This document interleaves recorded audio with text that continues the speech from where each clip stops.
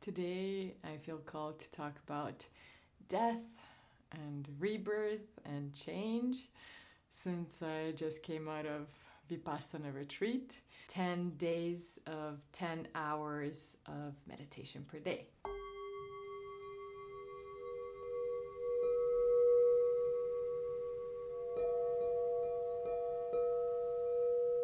Vipassana retreats, at least first course that you go to, is a 10-day meditation course, but it's so much more than that. It's 10 days of silence.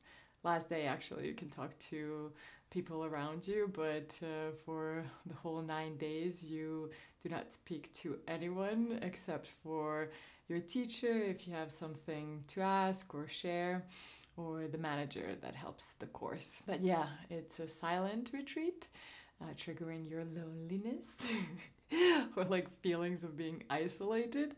And it is also 10 days of 10 hours of meditation per day, which is insane. Like, I then meditate regularly, wasn't sure if I would be able to do that.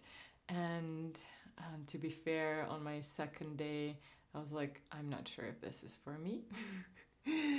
There's a very strict schedule where you wake up at 4 in the morning, start meditating at 4:30 in the morning, and so on, to finish meditation at 9, and then go to bed and all over again.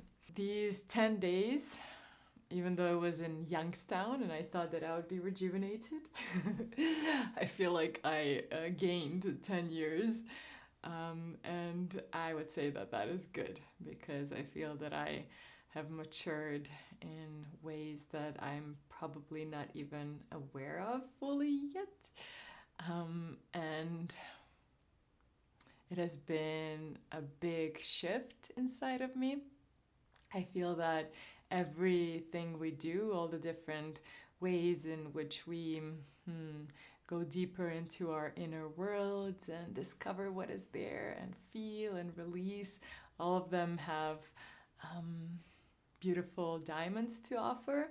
And I feel that this Vipassana retreat has been, or Vipassana, how they say, has been a really important part of my journey, and I feel that it has come at a very good timing. I'm going to share a little bit about my process. First of all, the reason why I wanted to go is because I noticed that I have been feeling overwhelmed, and I was feeling like I had a harder time focusing on what I really want to do as an entrepreneur and as a very creative person.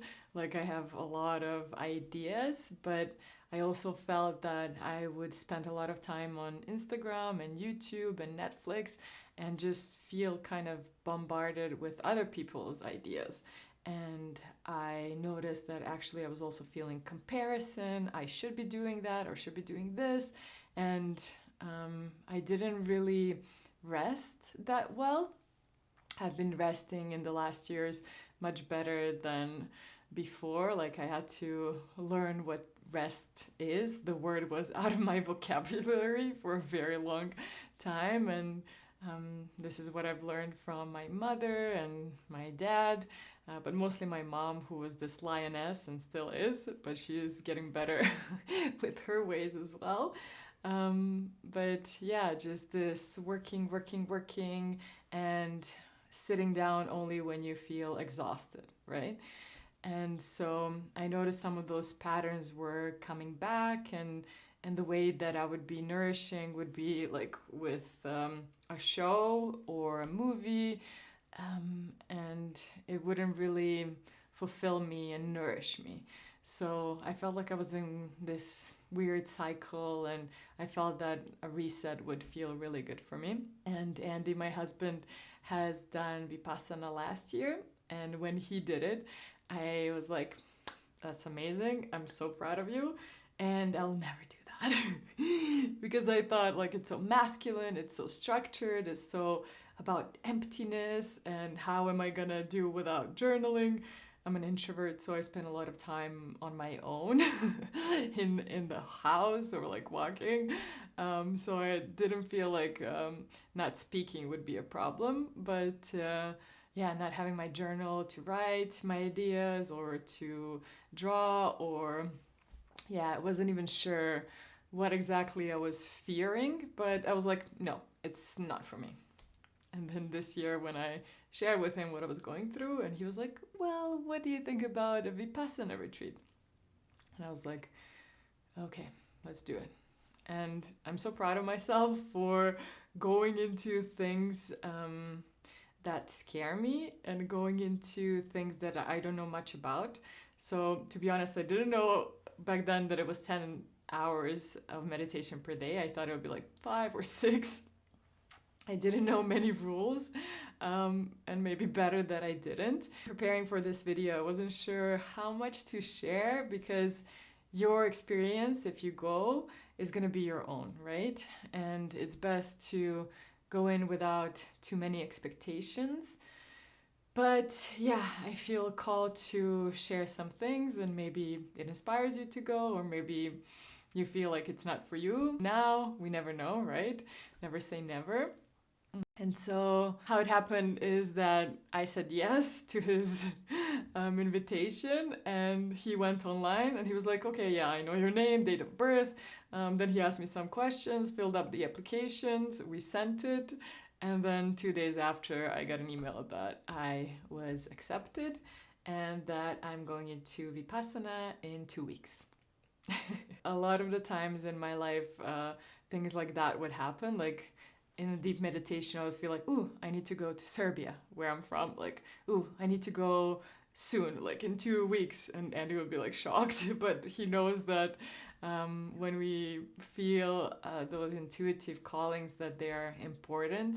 And yeah, then we adjust. And it's always been very beautiful. And in some ways, I love that I don't plan too much ahead, because life changes and we change.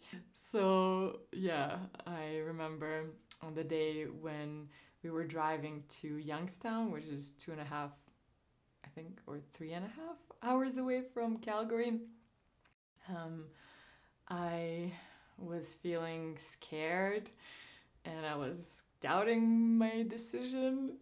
And on the surface, those things were happening. And then beneath that, there was a really deep calling. So it's so interesting how the more sensitive you become and the more you get in touch with your intuition, you feel that calling, which I recommend you trust, no matter how scared you might be. Because oftentimes we're also scared of changing.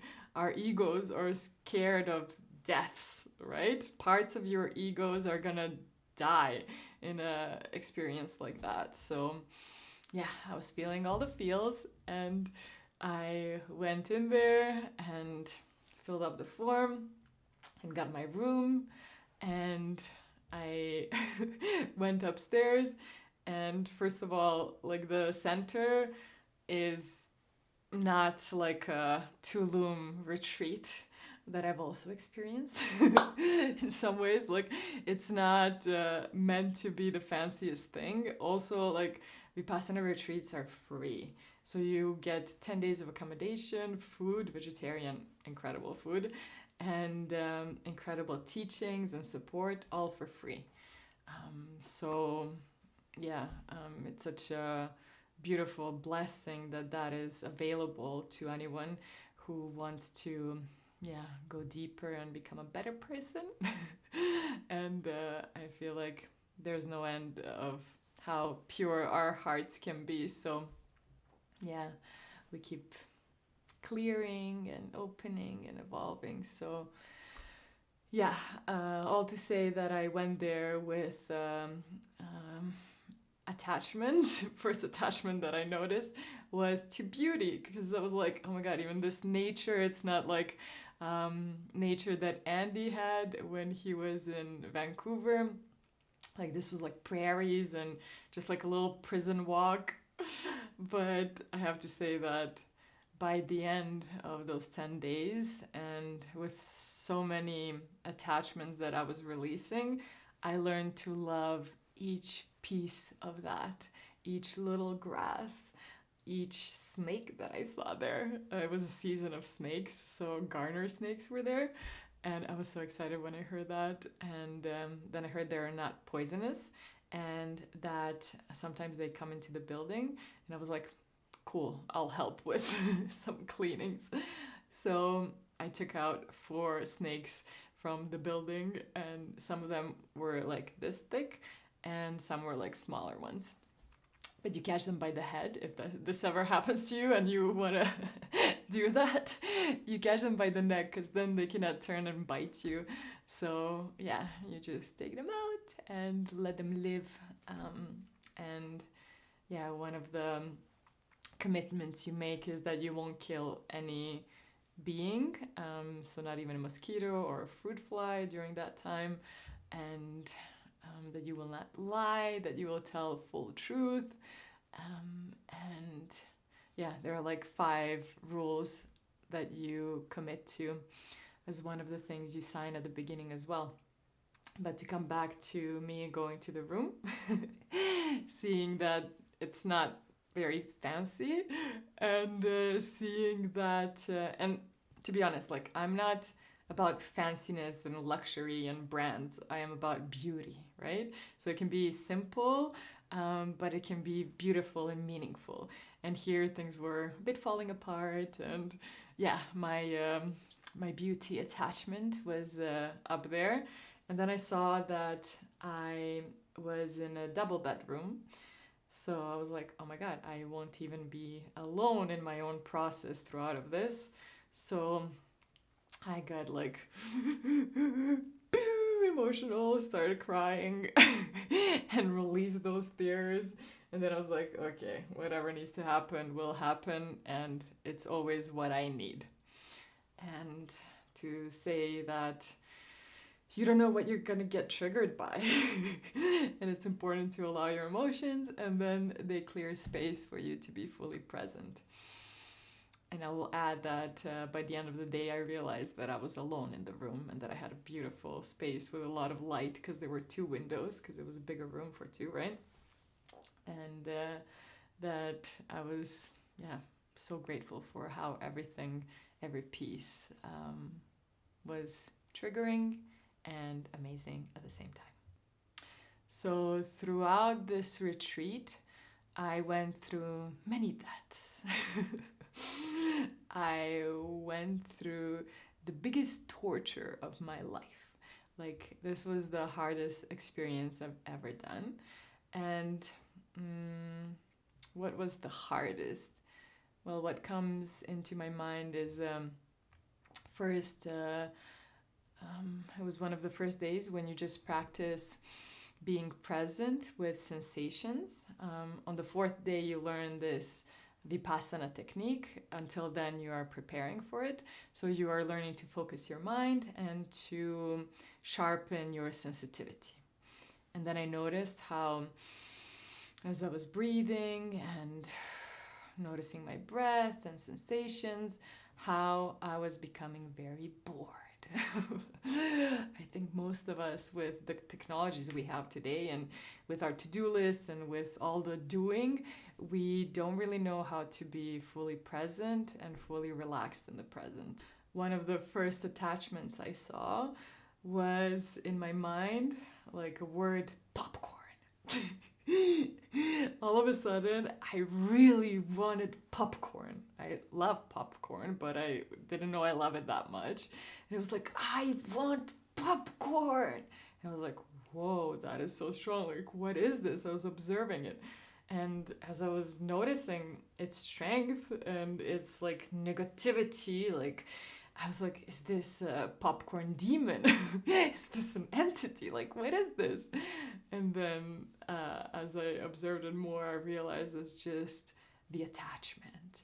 So throughout this Vipassana retreat, you realize that our attachments to pleasure and our aversions to what we don't like are what create misery, right? Because you want more of what you what feels good in your body, and you want less of what doesn't feel good. So in life, you often get triggered and you often don't get what you want immediately, or you get what you don't want, or you want more of what you don't have, and you have these goals and these expectations, and our mind and our body is actually full of those negativities. And that's how misery is created. You'll hear misery, a word, many, many times if you go there. And also, what is very interesting is that they talk about these smallest particles. They call them kalapas. This is what Buddha discovered through his meditations. And what is fascinating is that this Vipassana technique is actually how Buddha taught in his time. The enlightened one, the Gautama Buddha, like, because Buddha means the enlightened one, but Gautama is his real name. When you say the Buddha, you mean that guy. And through his meditations, he found out how, all this misery works, all these attachments, and how they create a lot of negativity and suffering that stay in our physical body, in these kalapas, which are the smallest particles. And as you sit in meditation, in this Vipassana meditation, and you scan your body, you stop attaching yourself, because you practice just observing the pleasurable and the not so pleasurable sensations in the body. So the pain from all the sitting in meditation, and actually the pain from your traumas. Because what you realize is that even when it seems like it's a physical pain that you should go to a physiotherapist for, or a massage person for, it's actually something that is emotional, and something that has a root not in the physical body, but in the emotional, the mental, and the spiritual body. They don't say it like that, so the whole time they're talking just about the mind and the body.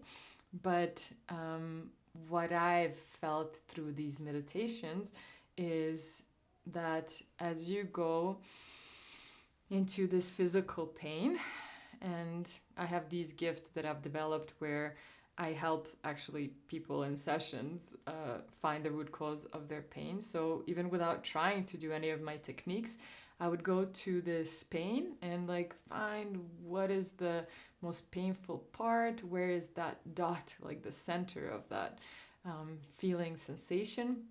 And as I would go there, I would hear what it's saying. So, for example, I don't want to be a woman. That was one. And then I saw this grandma, like one of my ancestors, who was like sitting angry with her stick in a field. And she was showing me like, look, all of those men over there, like I'm smarter than them 100 times. Sto puta. That's in Serbian. And like she was so angry because if she was a man, she could be leading them. But because she was a woman, she had to stay quiet and sit there. So I saw her, I saw so many other things, whether they were from my ancestors or my childhood, or not childhood, like recent years, but most of them were older, so childhood or another lifetime, or some fears that I have, that are connected to all of those. Some of the pains that were the strongest for me were in my butt. So the right butt cheek or bone was hurting me so bad. And I saw that it was fear of sitting on my throne fully and being the leader. And I saw a lifetime where I was kind of a leader, or one of the leaders of this beautiful sisterhood, and we were sharing our gifts and connected to nature and loved on each other, like really pure, beautiful sisterhood. And one day we were just attacked by men on horses that called us witches and tied us and killed my sisters, and scary stuff, right? So I felt a lot of fear and anger and pain around that. I also felt, that I cannot trust myself to be a leader. I cannot trust myself to protect my sisters, and a lot of pain there. But if I would stay there for it to be expressed, felt, and seen, and then continue scanning my body, just continuing, like releasing, not being attached to that, but continue scanning my body, and then coming back to it, next time that I would come there, the pain would be less, and then less and less, and then it would disappear without a physiotherapist, without a, I don't know, osteopath, even though I think they are amazing. So all of these practitioners help you release that pain, whether you know that or not. But the pain will probably come back unless you release the root cause of it. And that's what Buddha was also teaching, so that you, through these scannings, are accessing the root cause and releasing that root cause, whether you know it or not. But the more sensitive you become, you are more able to see what is happening. So the way he was doing it, he was dissecting, and then he knew things that physicists learned today, right? Like how many times, I don't know, there are some numbers. I'm not that good with numbers and memorizing that kind of information. But that's what you're able to like see. He was able to see other lifetimes of his and see all that suffering. And this Vipassana is how he taught in his own time. And there are beautiful stories and there are beautiful chantings. And a lot of it I really resonate with. It's so beautiful, so healing. I'm so grateful for it. And there are other things that I do not resonate with. So just to tell you, this, even though the technique, the meditating technique is, how they say, universal. So they say like there's no Jewish pain or Muslim pain or Christian pain or, things like that. So it's all just pain, physical or emotional, and there is a universal remedy. No matter which religion you come from or belief system, it's really a universal, beautiful technique. But there's also very Buddhist teachings in this course. So just for you to know, not to be too shocked by it, and to come with an open heart, an open mind, and then see what resonates with you and release what doesn't resonate with you. And I'll tell you a funny story connected to that. I released all my techniques. First day I had a conversation with a teacher who was like, hey, are you able to, because I see you do a lot of things, like, are you able to really fully commit to this? And I was like, yep, I know why I'm here, and no problem for me. I've changed many times in my life, like I know how to let go and just be open, right? So I was doing that, and on the fifth night, because every night you have discourses with Goenka, who is recorded. These are recordings from 1991. And he came from Burma, and he shared this pure Vipassana technique in India and then around the world. And all the centers all around the world have the same structure for the whole thing. The building might look different, but like the recipes for food, the schedule, the teachings, they're all the same. And also everybody there is a volunteer, which is really special. Like everyone comes with their intention and pure heart to help. So even the teachers, like from the servers to the assistant teachers. But Goenka is the one that you hear during meditations, who instructs you on how to practice. And then at night also there's a little, well, not so little, but a screen that everyone sees Goenka on and listens to his stories. And I really love that he is so funny, even though he talks about like miseries of the world and talks about how this is a very serious operation that we do there, and that it is a prison because you cannot really leave. Some people try to, and some people do leave, but you're not supposed to, because you're interrupting the process, you're interrupting your operation, right? That you're doing on yourself. But yeah, this fifth night, there was a discourse where he was sharing more about Buddhist beliefs and Buddha's stories, and there was something that I got really triggered by, because I forgot that this was a Buddhist retreat, because they were talking so much about the universal truth and universal technique, and all of a sudden, boom, like the truth. And what I believe is like there are many perspectives of the truth, right? And there are also things that I feel that we have discovered since Buddha's time, not just, of course, in technology, but inner technology. And they don't talk about emotions, they don't talk about the inner child, they don't talk about many different things, and like the higher self or spirit guides or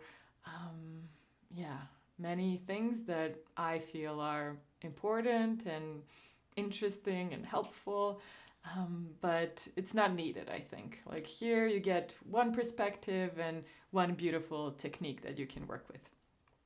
But I did get very triggered. I think I was also very tired, like very exhausted after 5 days of like inner work and like, yeah, the hardest pain. I'm jumping because I'm feminine, okay? I hope you're following. But yeah, the hardest thing, I don't know if I said that, but I was getting there, was sitting and feeling like I'm being tortured. So feeling like my arm is being cut off and like there's a knife up my butt, and I am being tortured to say something where I shouldn't say it, right? And saying in this case would be like getting up, when in those days there are hours where you cannot even move a muscle, not even scratch yourself, even though sometimes you feel like there's bugs all over you and snakes and stuff like that. But yeah, I felt like it was a torture, so much pain, incredible pain, and I didn't move. And you see the power of your mind, and you see how when your mind says, I'll be here forever, I'm stronger than this, all of a sudden like the pain lessens and lessens, and then you hear the bell, like meditation is over. And I felt throughout this retreat how the time was following me, not that I was following time, because whenever I needed to deeply relax, I had the time just enough until I would feel like, oh, okay, now I can get up again, and then the bell would ring. But yeah, I was very tired on the 5th day when we had a discourse in the evening about Buddhist beliefs, and I got super triggered and I couldn't relax. Like there's a half an hour meditation after that discourse, the last one in the day, and I was just like shaking and I couldn't meditate, and I didn't believe in what Buddha believes in, and I don't feel like sharing with you now what it is. If you want to know, you can ask me, but it doesn't matter, right? I don't want to tell you what to think.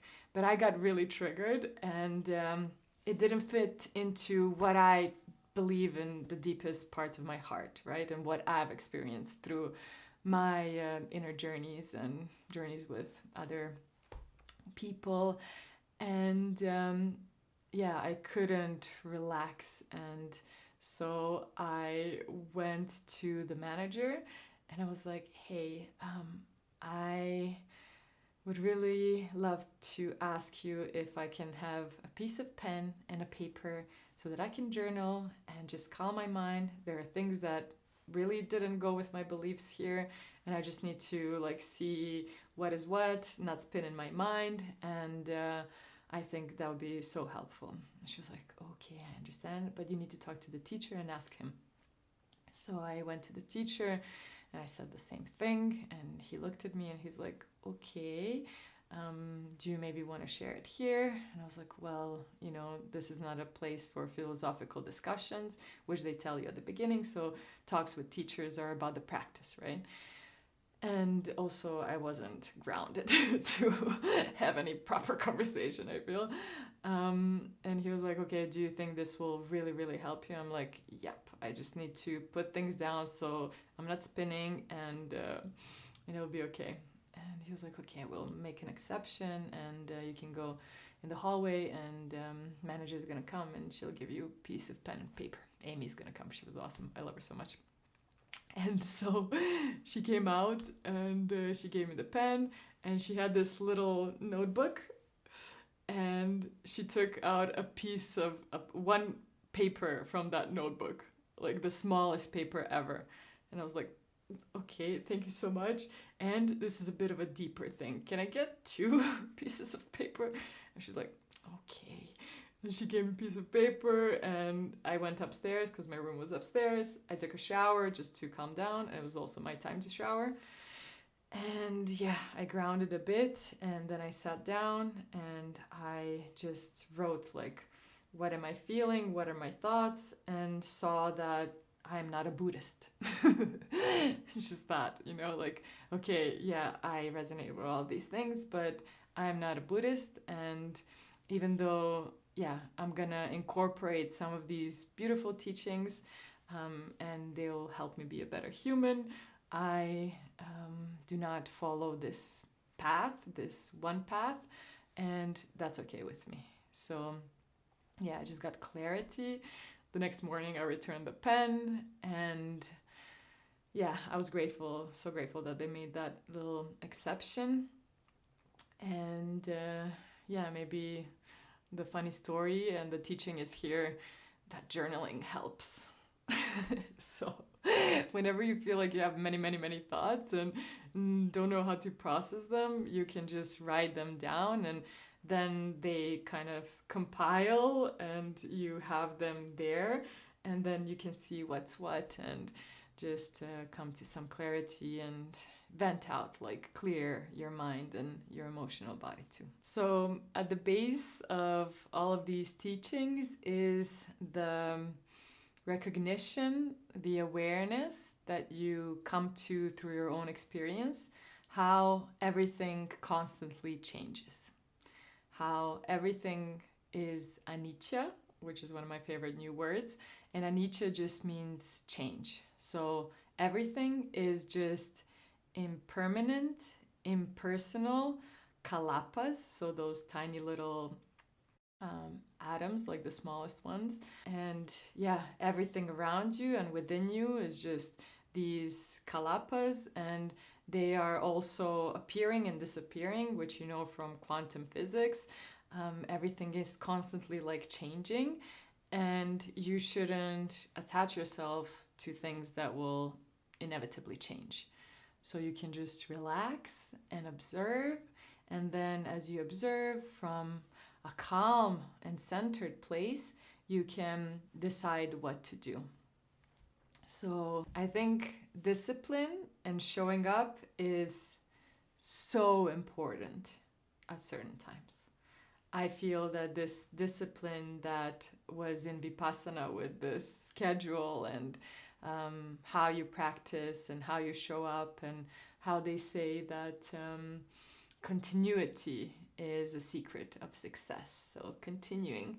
But I also see that change and following what is true for you now is so important, and more important at times. Change is also such a big theme for us now, not only is this year in number 9, and number 9 is a completion of a cycle, and this episode also is number 9, numerologically, right?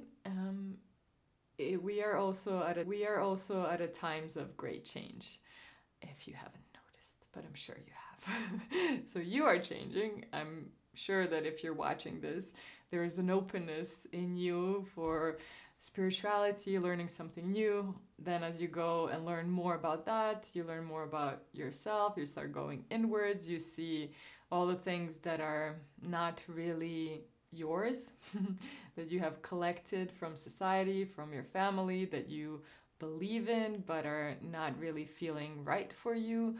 All the expectations, all the I shoulds, all the protective masks, all the confusions, right? You start releasing one by one all of those old habits, so you change so much. And this is actually what's happening with Earth as well.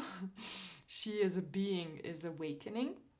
And as she is awakening, she is going through her emotions, which are like earthquakes and all the different things that might be happening even more and more as the energy rises, and we're going into that even more intense period.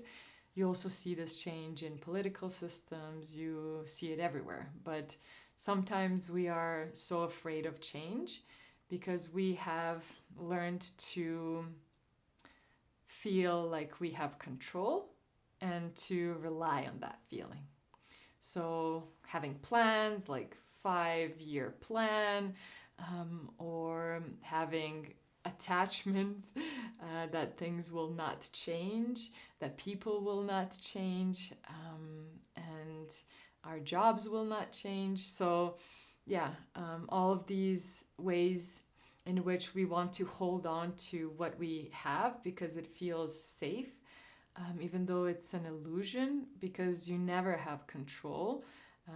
Your higher self does, but you also have free will, so that's interesting. We need to learn to relax in the change. That is the only thing, how do they say? Change is the only thing that's certain, or there's a saying about change that is the only thing that doesn't change, right? Something like that.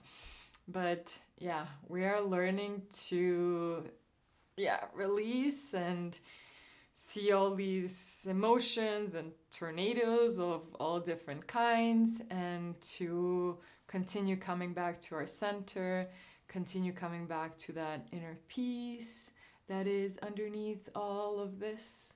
There's incredible peace, there's incredible joy, incredible wisdom, incredible power that you are at your deepest level and that you are learning to access, so that you can go and grow through this time, so that you can evolve. And this is what your soul chose. This is what you're incarnated for at this incredible time in history. So as a snake, and this is a snake year, next year is the horse year, so we're shedding as much as we can so that we have clarity and power to go forward. Because horse is a spirit animal and like an animal that doesn't move backwards. You will not ever see a horse like doing a back thing, but it's always moving forward. And the grown horses, they have such wisdom, such grace, such powerful energy and sensitivity. They're such an inspiring animal for me. So if you're going through a lot of change, that's great. If it's uncomfortable, it means you're doing something right. Find ways, find communities, find support. You don't have to do it alone. And I will say this is one thing from the Buddhist path that I don't subscribe to. They say that you can only do your own work, and people can show you the path, but you have to walk the path. And in majority of that, I agree. Like, you have to walk your own path, and nobody can do that for you. And at the same time, I believe that before you become a masterful walker, before you become the hero, it is so important to have support on your journey, for someone to teach you like how to do it, for someone to show you where the, like the obstacles are, for someone to hold you when you're hurting so much and help you heal a wound that you cannot reach, right? So for me, I think it's both. I think it's about you doing your own work and also learning how to ask for help, because we have become as a society like lone wolfy.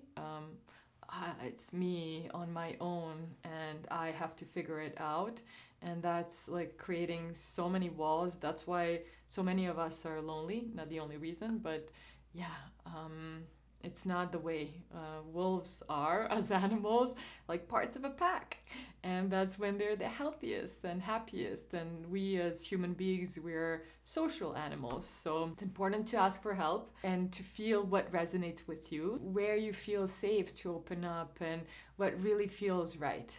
So this whole time on this spiritual journey, you're learning to trust yourself and to listen to your body, because your physical body is how your mind, your higher self, speaks to you. So through the physical body, through your emotions, telling you, ooh, this doesn't feel good, or there's some pain inside, and then how to hold that, how to work with that. I went to my dear friend and osteopath Josh the other day, and I told him, oh, there's some stress here and there's some pain. He was like, oh, it's really tight. And as he was like helping me move it and going into that pain, I would start seeing like where that pain is coming from. A fear of moving forward, a fear of stepping up and being seen as a channeler in a whole new way. Also because of that lifetime where I died in my gifts. But yeah, it's something that I'm going through, and I'm doing the work on my own, and I'm also receiving different kinds of help that can approach it from different perspectives. So this episode was a bit about my Vipassana, a bit about change, a bit about death. It's a tough time, and it's a beautiful, powerful time. If you like support, I'm here for you, and sending you a huge hug.